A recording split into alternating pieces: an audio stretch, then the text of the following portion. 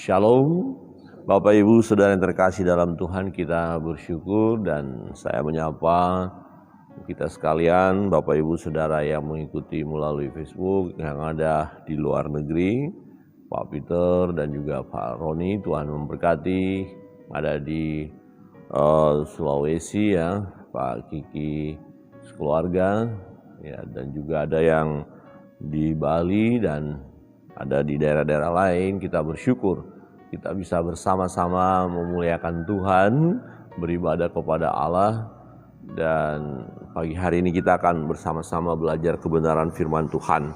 Pembacaan firman Tuhan dari Yeremia pasal 17. Bapak Ibu bisa membaca nanti satu pasal ini, berkatnya luar biasa ya, banyak sekali. Dan satu bagian yang mau kita renungkan tentang kehidupan kita manusia ya, dalam perjalanan hidup ini siapakah sebenarnya yang kita andalkan ya. Ada orang yang merasa dirinya kuat, nah, kemudian dia mulai menyombongkan diri ya, merasa diri hebat, dan akhirnya dia merasa bahwa dia akan mampu menjalani segala sesuatu. Tetapi fakta menunjukkan dia lemah, dia terbatas, dan dia tidak dapat berbuat apa-apa. Sehingga ada orang-orang yang begitu kecewa dalam hidupnya ketika dia mengandalkan kekuatannya, mengandalkan pikirannya, mengandalkan tenaganya, mengandalkan kekayaannya, hartanya, ya, mengandalkan sahabat-sahabatnya, ya, mengandalkan orang lain, dan pada akhirnya apa yang diandalkan itu tidak mampu menolong dia. Ya, dan kemudian kecewa. Nah, ada juga orang-orang yang mengandalkan Tuhan dalam hidup ini. Tetapi mengandalkan Tuhan tidak hanya sebatas slogan, tetapi memang benar-benar mengandalkan Tuhan. Ya, yang bagaimana yang mengandalkan Tuhan? Jadi ada dalam dunia ini, dalam hidup kita ya, dua hal ini selalu ya berebut ya, yang mana yang mau kita ikuti, semacam tarik menarik ya. Dan ini ada pilihan pada kita, pada saudara. Di satu sisi kita kadang-kadang terjebak untuk mengandalkan kekuatan kita, mengandalkan manusianya kita. Ya, kemudian di sisi lain kita hendak mengandalkan Tuhan. Nah, seberapa banyak orang mengandalkan Tuhan dalam hidup ini? Seberapa banyak orang yang mengandalkan dirinya sendiri? Saudaraku, yang ayat 5 berkata begini, Yeremia pasal yang ke-17, ya, supaya kita tahu kita maunya pilih yang mana ya. Ayat 5, beginilah firman Tuhan. Ya, Yeremia 17 ayat 5, beginilah firman Tuhan. Terkutuklah orang yang mengandalkan manusia, yang mengandalkan kekuatannya sendiri, dan yang hatinya menjauh daripada Tuhan. Nah, rupanya orang yang mengandalkan diri sendiri, ya dia akan cenderung atau memang dia akan meninggalkan Tuhan, ya, jauh dari Tuhan.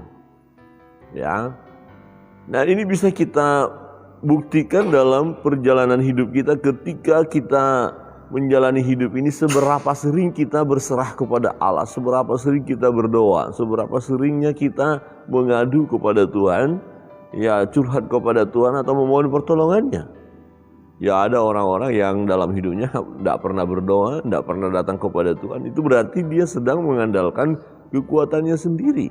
Nah, orang-orang yang mengandalkan kekuatannya sendiri, Tuhan katakan dalam firman ini, terkutuklah ya, terkutuklah orang yang mengandalkan manusia. Jadi kalau kita melihat dalam dunia ini ada begitu banyak orang yang mengandalkan manusia, mengandalkan dirinya sendiri, berarti begitu banyaknya orang yang akan mengalami kutuk atau terkutuk, celaka ya, terkutuk ya. Dia mengandalkan kekuatannya sendiri, hatinya menjauh daripada Tuhan. Nah, orang-orang yang selalu mengandalkan diri sendiri ini, ya, ini namanya egois ya, keakuannya. Jadi sombong orangnya, ya, sombong dan tidak mau tahu tentang firman, tidak mau tahu tentang kebenaran, tidak mau tahu tentang ibadah, ya, cuek ya terhadap Tuhan, tidak peduli lah.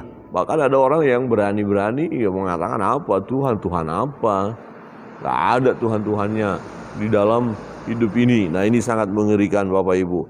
Nah, apa yang akan terjadi dalam hidup setiap orang yang mengandalkan diri sendiri, mengandalkan manusia. Di ayat 6 berkata, ia akan seperti semak bulus di padang belantara. Ya, semak yang enggak terpakai ya. Semak bulus itu apa ya? Ya, siapa yang mau ke sana? Siapa yang mau menikmatinya? Ya, apa yang mau dihasilkan? Ya, semak bulus ya. Ini punya pengertian memang enggak ada apa-apanya, hancur gitu ya. Enggak ada manfaatnya lah, enggak ada faedahnya gitu ya. Ya, ia tidak akan mengalami datangnya keadaan baik. Ia akan tinggal di tanah angus, di padang gurun, di negeri padang asin yang tidak berpenduduk. Jadi sangat mengerikan garis akhir hidup orang-orang yang mengandalkan dirinya sendiri atau mengandalkan kekuatannya, mengandalkan manusia atau mengandalkan pikirannya yang jauh dari Tuhan. Pada akhirnya orang ini akan mengalami penderitaan, mengalami kesusahan, ya stres, depresi, ya putus pengharapan, kehilangan pengharapan. Kira-kira begini, ada orang yang begitu kaya raya, dia mengandalkan keuangannya yang hebat, apapun bisa dia beli karena uangnya banyak. Tetapi satu hal yang dia tidak bisa beli adalah memperpanjang hidupnya. Ya, satu ketika dia sakit, ya kemudian dia mau berobat dan dokter katakan, wah penyakit ini nggak bisa disembuhkan. Ya tinggal hitung hari saja. Dia bawa uangnya begitu banyak ke dokter, dokter tolong saya supaya saya sehat kembali, supaya saya sembuh, jangan mati. Nah, dokter bilang, yang ini sih saya nggak bisa buat apa-apa. Ini Tuhan punya. Dan akhirnya kecewa orang kaya itu yang hebat, yang luar biasa, yang uangnya banyak, kecewa dengan uangnya. Kecewa juga dengan dokter, ya katanya hebat dokternya tapi ternyata nggak bisa apa-apa. Dan dia begitu sedihnya, kemudian dia buang, dihamburkan uangnya karena uangnya tidak bisa menolong dia. Ya tadinya dia merasa hebat, kuat, ya tetapi faktanya pada akhirnya dia tidak bisa berbuat apa-apa. Saudara, kita secara manusia ini lemah, terbatas. Kita tidak bisa buat apa-apa, tetapi ironisnya adalah ya kok bisa ya begitu sombongnya kita ini manusia ini. Nah, kecenderungan hati kita itu, kesombongan itu ada Bapak Ibu. Aduh, kita kalau melihat banyak orang ini, banyak sekali orang-orang yang sombong. Ya, bicaranya tinggi, wah luar biasa, mengandalkan kekuatannya. Ya, dia tidak menyadari atau mungkin juga sudah menyadari, tetapi kesombongan itu terlalu menguasai dirinya. Ya, sehingga dia hanya mengandalkan kekuatannya saja, kekuatan manusia. Nah, pada akhirnya orang ini akan mengalami penderitaan. Untuk itu, jangan kita andalkan diri kita. Jangan mengandalkan manusia. Lantas apa yang harus kita pilih? Apa pilihan kita jatuh kemana? Ya, mengandalkan Tuhan. Ayat 7. Diberkatilah orang yang mengandalkan Tuhan, yang menaruh harapannya pada Tuhan. Nah, ini yang harus kita lakukan. Diberkatilah orang yang mengandalkan Tuhan. Apa artinya mengandalkan Tuhan? Satu contoh begini. Pagi hari ini kita bangun. Kita ingat dong ada Tuhan yang memberi kehidupan kepada kita. Setidaknya kita bersyukur. Terima kasih Tuhan. Pagi hari ini saya bisa bangun dari tidur saya. Aku bersyukur. Ya, Tuhan, sebelum aku melakukan segala kegiatanku sepanjang hari ini, ya aku mau datang dalam hadirat-Mu. Aku mau memuji, menyembah, memuliakan Engkau. Aku mau mendengar suara-Mu. Kira-kira Tuhan apa yang harus aku lakukan, kan begitu. Ya seperti kita datang kepada Tuhan minta petunjuk dulu. Ya jalan mana yang harus aku pilih Tuhan, yang harus aku tempuh Tuhan. Kira-kira kan begitu ya. Nah jadi kita andalkan Dia. Tidak langsung bangun pagi, langsung sibuk dengan segala macam tanpa bersyukur kepada Tuhan, tanpa berdoa, tanpa membaca firman Tuhan. Nah, kalau kita mau jujur, Bapak Ibu Saudara terkasih dalam Tuhan, berapa banyak orang percaya yang memang memberikan waktu khusus kepada Tuhan di pagi hari, dia bersaat teduh. Di pagi hari, sebelum melakukan kegiatan apapun, dia datang di dalam hadirat Allah. Dia bersyukur, dia berdoa, dia memuji Tuhan, dia baca firman. Sedikit bukan? Ya, memang faktanya begitu. Tetapi kita mau belajar. Jemaat Sinem, kita mau belajar bersama-sama, pemuda-pemudi.